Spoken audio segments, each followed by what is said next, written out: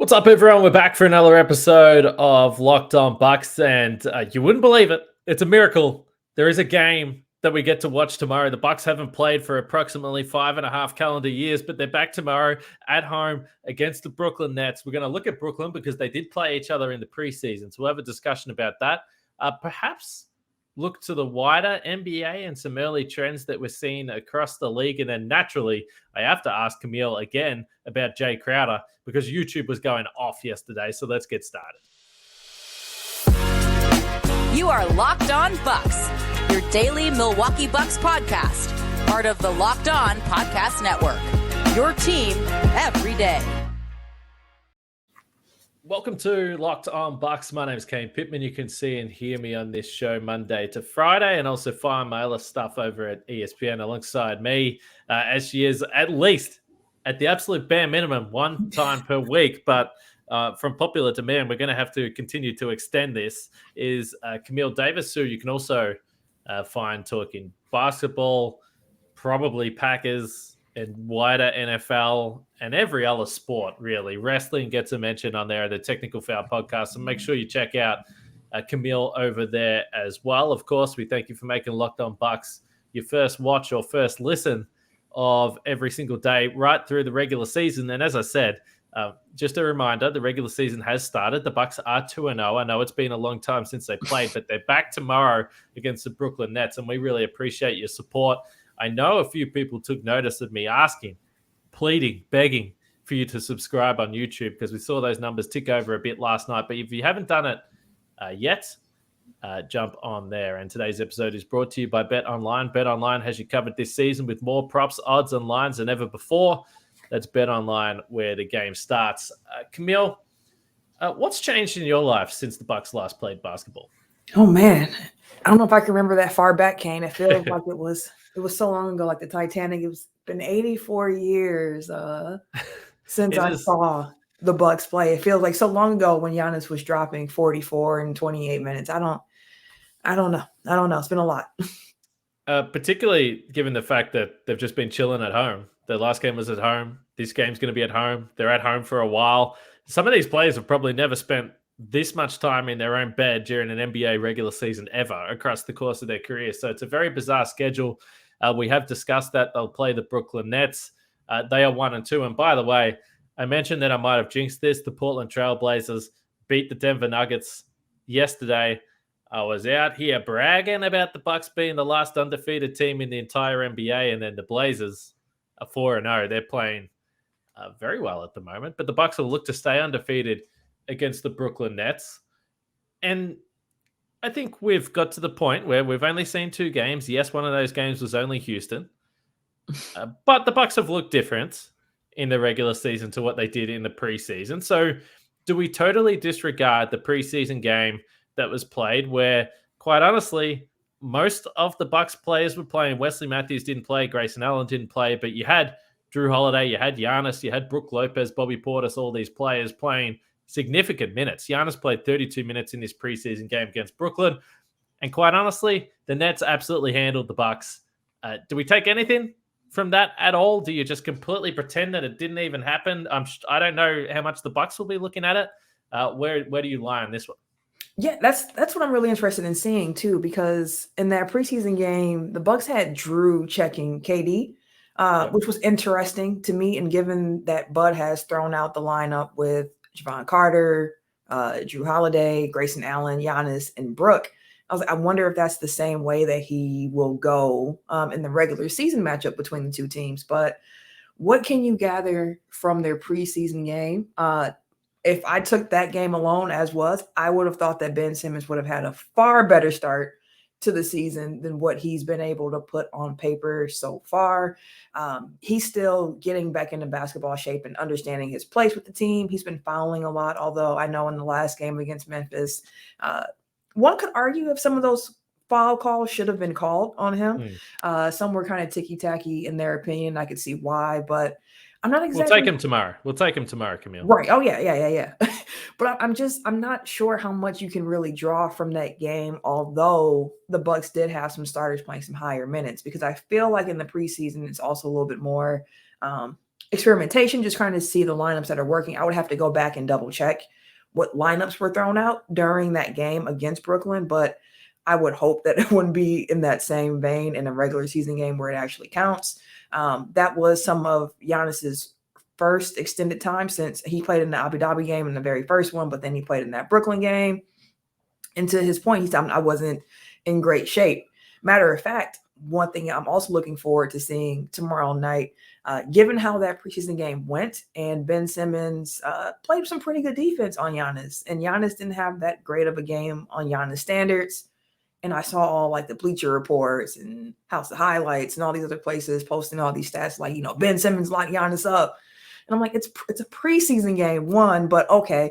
Knowing how Giannis operates and how he doesn't tend to forget too many slights or anything like that, although he mentions that, he's not on social media, he doesn't check this thing. I'm sure the word probably got back that, the word around the streets was that Ben Simmons was able to check you in this regular season game. And if that's the lineup that they throw out again, where it's Ben checking Giannis, and I would assume it's going to be Giannis checking Ben as well, might be some payback that Giannis is looking forward to getting. And we saw him in the regular season and all those Philly years too. He enjoys playing against Ben Simmons. So I'm not exactly sure how much we can take from that game. Like, this is what happened, this is the outcome you're going to see. But I think there are things that happen throughout that game that are interesting enough for me to be like, I wonder how it's going to actually play out when the games matter. Yeah, it's interesting because I think, at least from what we see on the basketball court, I don't know about their personal relationship, but on the basketball court, I don't think that they like each other. I think that's fair. I think there's a long running history of that, dating back to obviously the Philly days, and the Bucks and the Sixers don't necessarily like each other either. But I think it's an interesting point you make about Giannis defending Ben Simmons, because I don't know whether it's a great matchup. Now, it's not to say that Giannis can't stop Ben Simmons, because of course he could, but a player that is the size of Ben Simmons, that, yes, has looked awful to start the regular season, we totally understand that. But in this preseason game, he had 10 assists in 28 minutes, only 2 turnovers, was really impactful. And when we look at the Brooklyn Nets, and then you had Kevin Durant, who was plus 13, Kyrie Irving was plus 12, and the offense was just looking like it could really get whatever it wanted. Mm-hmm. And I think that the Bucks would be better off, because we've seen that Ben has looked extremely timid so far to start this season. He doesn't look like he wants to score at all. But if you allow him to at least penetrate to that free throw line, or just a step in the paint, and then create or find Kevin Durant or Kyrie Irving for these mid-range jumpers, Patty Mills, my guy Patty Mills, that he was doing in this preseason game, then you can find yourself in a little bit of trouble, and the Nets can score, because offense hasn't necessarily been a problem for them.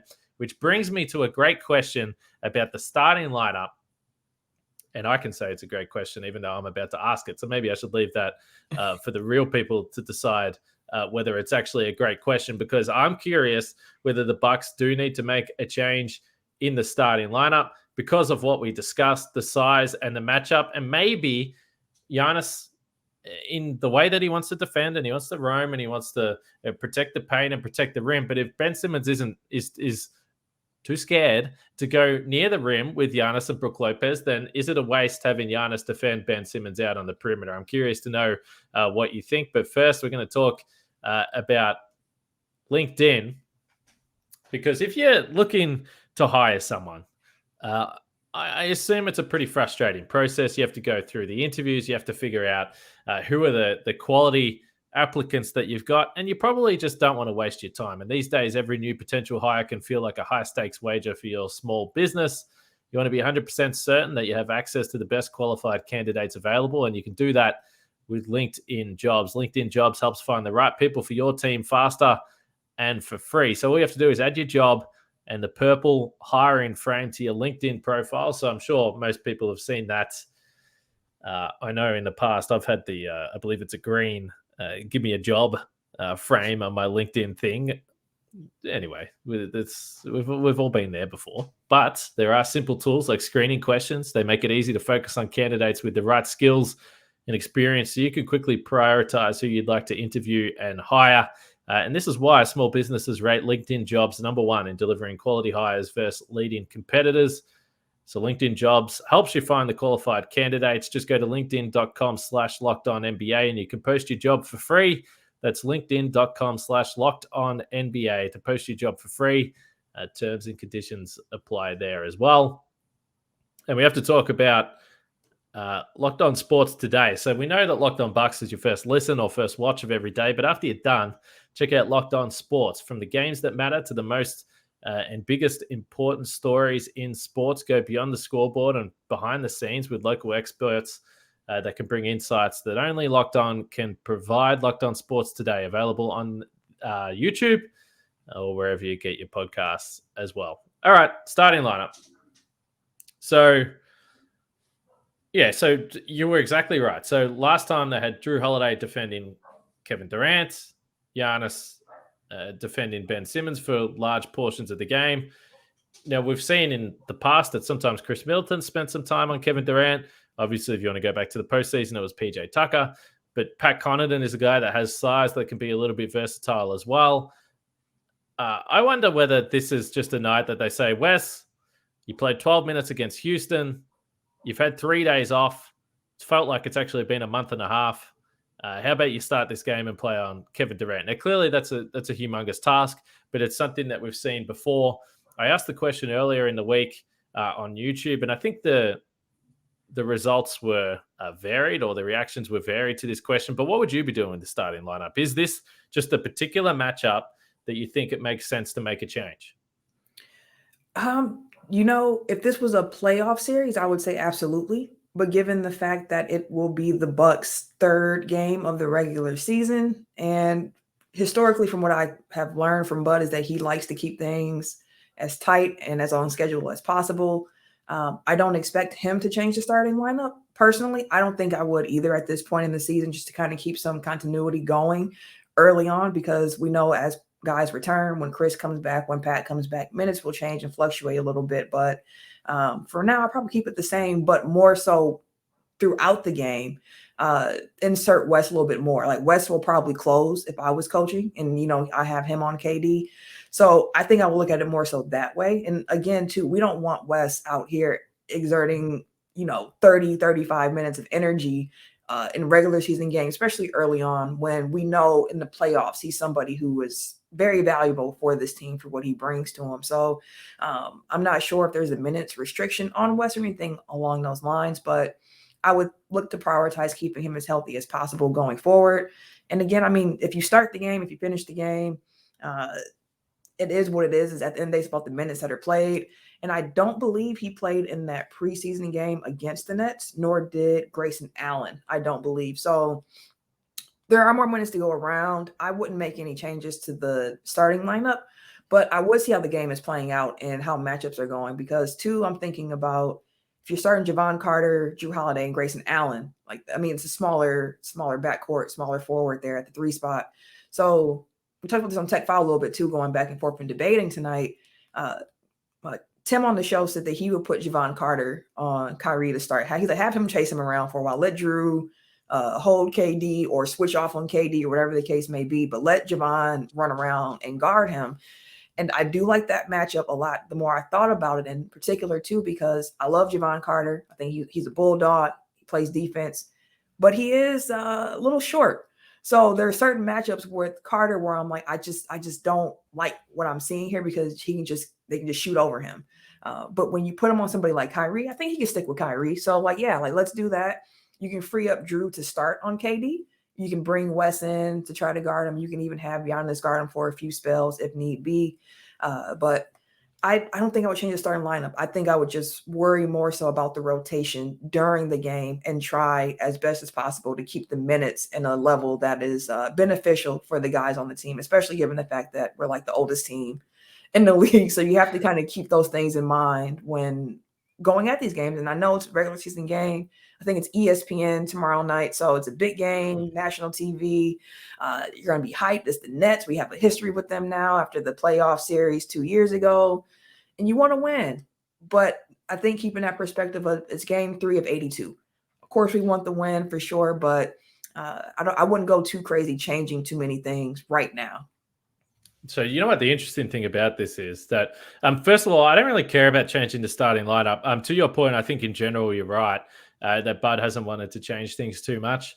But the way I see it, the starting lineup is about to change anyway when you get guys back. So it's not like this is the starting five that you think is going to be your starting five through the season anyway. So I don't really care about it that much. The other thing is that I think when you play teams like Brooklyn, there's more to take out of this game. But then you play the Knicks in 2 nights' time, and it's like, okay, well, I don't. Of course, we could be wrong, but I don't think it's going to be a Bucks-Knicks conference finals, for instance. So I do think that it's more fascinating to really look at this game against the Nets and say, okay, what are the lineup variations that we think can work? Of course, there's no Middleton, there's no Ingles. So there's guys out of this lineup, Pat Connaughton, obviously, guys that are really, really important to this team. The funny thing is, I would probably put Wesley Matthews in the starting lineup if he was good to go. But the funny thing about it is that I like the point you make, or your colleagues at the Tech Foul have made, because I think that in an ideal scenario, you have, or at least you test it out and say, okay, Javon, what do you think you could do with Kyrie? Let's have a look at this, because that is something that you can potentially take into the future and see whether that's something that he's capable of doing. Then you have Drew Holiday can defend Ben Simmons, because the size of Ben Simmons doesn't really matter. So we've seen Drew Holiday on Kevin Durant plenty of times in the past. And Drew, we understand, is an all-world defender, but Kevin Durant is just like, I can just shoot over you, which is fine. And you could probably do that to Wesley Matthews as well. But I think Drew on the perimeter guarding Ben Simmons is going to cause him more problems. And then you have Giannis can run around and do whatever he wants. So the guy that I would actually take out of the starting lineup would be Grayson Allen, which I think is on the lower end of the likelihood scale. But yeah, I'd put Wes in and put Grayson Allen to the bench just for these matchups here and just have a look at it, just to see some of these different matchups. But yeah, I'm not sure that's exactly the way Bud will go. It would surprise me. Wasn't that a Jason Kidd-ism? Like, it's not about who starts, about who finishes the game or something along those lines, or the minutes totals is more important than who's actually. I can't remember if that was Kidd or not. It feels like something Jason Kidd would have said during his time here, but I think I would rather, if I put myself in the shoes of being an NBA player, which I haven't had the pleasure of doing to this point in my life, but never say never. I think I would rather be on the court at the end of a close game, than the start. I mean, it would be fun to be on the court for the start, but I think I'd rather close. Yeah, same. And I think that's Wes's role on this team, especially with the injuries that we currently have with Middleton, Ingles, and Pat being out. Yeah.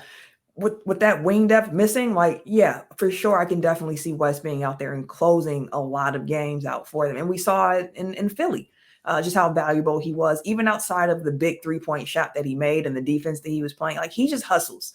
Wes does things that, he just wants to win the game. So if that's hustling to get an offensive rebound and kicking that back out, he's going to do it, and he's not going to complain. He's just going to hustle and get it done. And that's what you like to see. One thing that is interesting thinking about the matchups as well is you got Big Brook out there, so I would assume you match up Brook with Claxton. If you do put Drew on Ben Simmons, then are you just having Giannis hanging around Royce O'Neal a little bit? We don't care about him. And if he comes out and has a 30-point game tomorrow, then that's fine. But I'm not predicting that's going to be the case at this point. Interestingly enough, Royce O'Neal has played 36 minutes per game so far. Jeez. So they have guys out. So Seth Curry is out for this game. Markieff Morris is out. And also TJ Warren, who, we discussed a lot in the offseason. It looks like he's still listed with the foot recovery. So, who knows when he's going to be back. I haven't tracked that one that closely. But Royce O'Neal to this point, 8 points in his 36 minutes. He's shooting 35% from three. So I think on the grand scale of the guys in their lineup, that feels like the matchup that Giannis can cause absolute chaos with. Yeah, I could definitely see that too. And it'll be interesting seeing the new defense against the Brooklyn Nets, a team that has two elite mid-range guys on the squad who are like, we don't mind taking these shots and we'll walk into it. Because one thing that was interesting too after the Philly game, they asked James Harden, we never see James Harden take 7 mid-range jumpers, and he was taking them in all kinds of ways, step back mid-range jumpers, pull up mid-range jumpers. And it's like, that's not something that we are used to seeing with James Harden. And he said, I just shot what the Bucks gave me. That's what the defense was giving me, and that's what I took. And that was really interesting to me. I'm like, okay, we know the emphasis, closing on 3-point shooters a little bit more. Of course, you still want to try to protect the paint, but that's more so Brook doing it on his own with Giannis helping off a little bit more. So I'm just curious, like the basketball fan again, and me, it's just like, I just want to see how some of these things match up and how it works out. Like when you actually are facing some guys who are lethal in the mid-range, and we saw James Harden do it, Kyrie lives there. So I'm curious to see if there are any changes made. And again, it's regular season games, so maybe it's not. Maybe it's just seeing how the scheme works against different types of guys. Maybe, they close out a little bit. Maybe they double. Well, I'm not sure, but I'll be looking forward to seeing how that goes against Kyrie and KD, two guys who love and can live in the mid-range. Who are the threats to the Bucks in the NBA? We should have a quick discussion about this. We've only seen a few games with all these teams, but certainly some interesting results, shall we say, in both conferences so far. Last note on the Nets. So currently, and it's only 3 games, but a 124.7 defensive rating. That is dead last in the league, which is interesting because the Bucks have the number 1 defense. So it's the number 1 defense versus the 30th ranked defense in the league. But as you pointed to, Camille, they've obviously got some serious weapons on this Brooklyn lineup. So I think anytime you play Kyrie and KD, you just you feel a little bit nervous. But you spoke about, does it matter starting games on the bench or starting games in the lineup? And I want to talk about our friends at Bet Online now, because I tell you who does care about starting or coming off the bench. Russell Westbrook, who said that he hurt his hamstring because he came off the bench. Now, betonline.net is obviously, as we know, is the number 1 source for betting when it comes to any types of sports, but certainly basketball and football as it gets going as well. And our friends at Bet Online have a number of lines regarding Russell Westbrook. Will he be traded during the 2022-23 NBA regular season? -600, yes. +350 says no. The interesting thing is Russell Westbrook's team next, if traded, the Pacers are the favorites, which is kind of interesting. I think that comes back to the Miles Turner, Buddy Hield stuff there. The Hornets are there, and the Hornets are just really a nothing team this year. It's just, there's not much going on to watch that team at the moment. The Spurs are there, but the Spurs are winning, which is perhaps a little surprise. So are the Utah Jazz, but they're there. We understand why. Do they really need another pick? Do they want a 2027 or 29 first-round draft pick to add there? But anyway, you can find all the Russell Westbrook intrigue, lines, all those types of things at betonline.net. So head to the website today or use your mobile device to learn more. That's BetOnline, where the game starts. All right, who's caught your attention across the NBA so far, Camille? As you know, we talk about the Nets, and yes, they're 1-2. It does feel like there's a lot of doomsday discussions about Brooklyn, but it's interesting. They've lost to the Pelicans and they've lost to the Memphis Grizzlies, 2 teams who I certainly think are going to be really, really good. So through 3 games, let's just say I'm not writing off any team. Who is catching your attention though? Because there's been some bizarre results. The Celtics were up huge in the Bulls, then they lost to the Bulls. Yeah. Miami are looking kind of weird to start the season. Who are you looking at? You mentioned the Jazz. That's been a shock. I know it's only been a couple of games, but yet and still, I did not expect them to win the couple of games that they have so far or look the way that they have. Lauri Markkanen's interesting to me because in Chicago, I was like, I don't think this kid's going to have it. Then you see him go to Cleveland, and I'm like, okay, this lineup's weird with these 3 bigs. But it made me start to realize, like, although Lauri Markkanen is a big guy, he's a forward. So, like, it actually makes sense. And then to see him in Eurobasket, and he's cooking there, and he goes to Utah, and it's like, it's continuing. So I'm like, maybe he needs to change the scenery. So he's, in particular, someone I'm looking just at to see how he continues to develop, because I saw him a lot when he was in Chicago, and I didn't think as highly of him as I'm starting to come around to. So that was definitely one for me just across the league. Of course, Philly's start was interesting. I think I made a tweet when I saw they were getting booed at home again. And I was like, it's kind of like music to my Bucks fans' ears to hear them getting booed at home. But Harden's looked good so far. Joel Embiid mentioned that he had a foot injury over the summer and wasn't able to condition the way he wanted to coming into the season. So keep an eye on that, because so far he just looked a little disengaged and just kind of out of sorts with that Philly offense. And I was wondering at first, like, is it because Harden is driving a little bit more? Or is it like, what exactly is it? But If it's conditioning and he was just kind of letting Harden do what he had to do while he's trying to catch his breath, that's different. He did look a lot better in their last game as well. So keeping an eye on Philly, of course. Boston is interesting. I saw in The Athletic, I think it was last week, they mentioned that Robert Williams is going to be out like half of the season because he had to get some injections in his knee. They're trying to promote the healing in his knee. And I'm like, that's interesting. Like, Boston's got off to a great start. Jason Tatum is looking like somebody who is going to be in MVP conversations this season. So seeing his fit there, seeing how Malcolm Brogdon is fitting in off the bench for them and what he's able to bring has been interesting as well. The Lakers struggles. I mean, I can't look away from it. It's just, I can't stop looking at it. And the thing that's so crazy, of course, Westbrook, he's the guy who gets all the flack. And it's like, I understand why he makes some questionable decisions from time to time, but it's not just him. Like in the game against Portland, where they lost in the last couple of minutes, everybody points to the mid-range jumper that Westbrook took because he wanted to get a 2-for-1. You see AD and LeBron barely getting over half court before Russ jacks up the shot, and they're looking like, what is going on right now? And they get back on defense. But it's like Pat Bev also threw up an ill-advised 3 during that time frame. LeBron took a 3 where it was like, did you need to take that right now? But those are the things that don't get looked at. And Lakerland is interesting. I've seen some Laker fans like, oh, well, if things don't go well, at least we got a chance to draft Victor Wembanyama. And it's like, no, the Pelicans have that pick. So that's interesting to watch throughout the season because the Pelicans are looking like they could be something special, even without Zion and BI tonight. I believe they were able to still win and pull that out.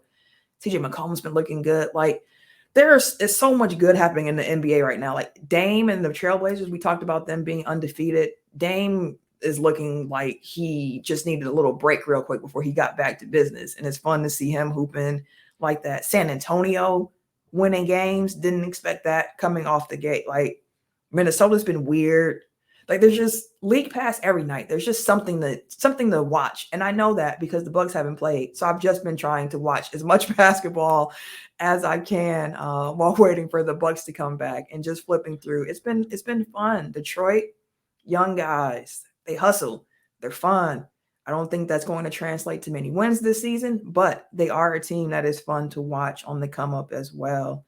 Toronto, Cleveland, Donovan Mitchell's been cooking. Like it's been a fun week to start the season. I will say that for sure. What teams didn't you mention? Oh boy. I told you. I guess the point is that you're liking the start of the NBA season. I think that's what we're going here. I'm glad that you mentioned Portland though, because I said that they're undefeated. But honestly, the starting lineup of Dame, Simons, Jeremy Grant, Josh Hart, Nurkic is actually just really solid. So anyway, Portland, I think most people thought they might be on the fringe or they'll see what happens there, but they have been really good. All right, we're going to wrap this up. I do want to say Jae Crowder, and there was a lot of conversation. So some people are for it. Some people are against it. Some people believe that I'm dead against trading anyone. It's not really the truth. I just think early season trades before you've seen anything play out doesn't make a lot of sense for a team that we see make trades every year. I assume the Bucks are going to make the trade this season because that's just kind of what they do. But making a trade in the first month of the season seems a little premature to me. Have you had any change of thought with Jae Crowder? Any passionate desire to make something happen ASAP? To your point, I think your point is fair about not making quick knee-jerk reactions very early in the season. The Bucks have played 2 games so far, and for them to come out and be like, yeah, let's trade Grayson Allen for Jae Crowder right now, like, I don't think that makes a lot of sense, especially looking at teams like San Antonio, like Utah, who are starting a little bit quicker than we expected during this first week. It'll be interesting to see how they continue to play out because who knows? You get closer to the trade deadline and they might be playing too well for certain front office people, and they might become sellers. Like you only have so many chips in the deck here for the Bucks to use as trade bait.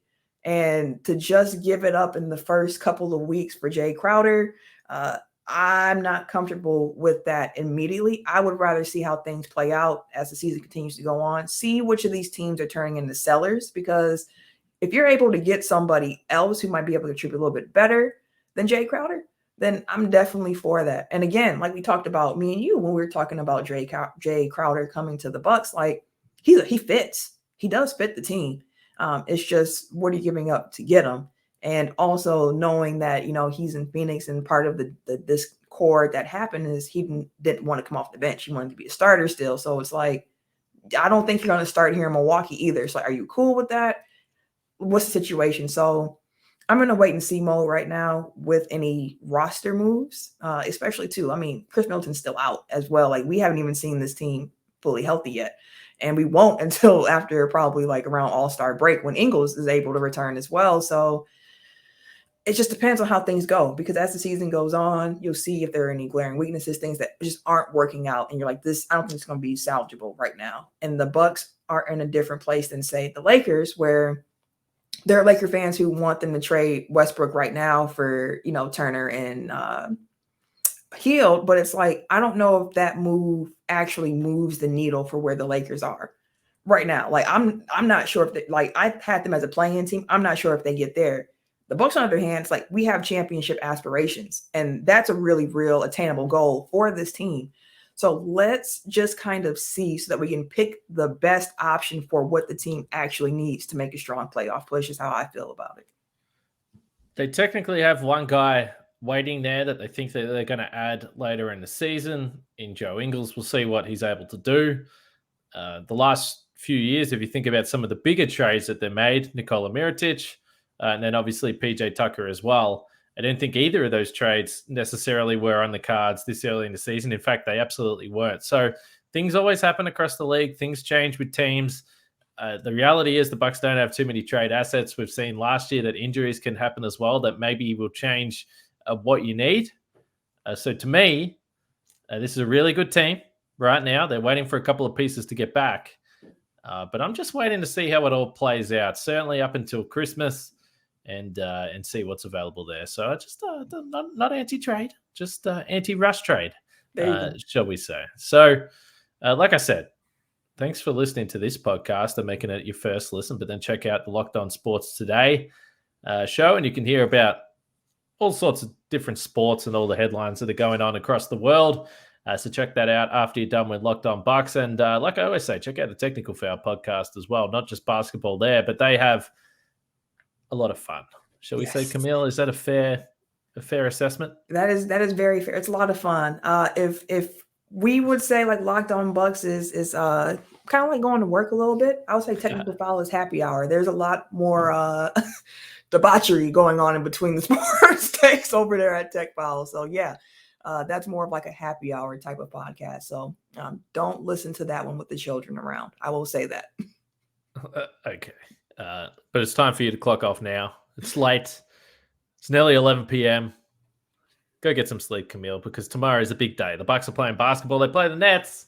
We'll have a post-game pod after that is all done. I'm just looking forward to watching the game, and it's a big game as well. So hopefully the Bucks can stay undefeated. I'm sure Frank will be back with me after that one, so we'll catch you guys after the game.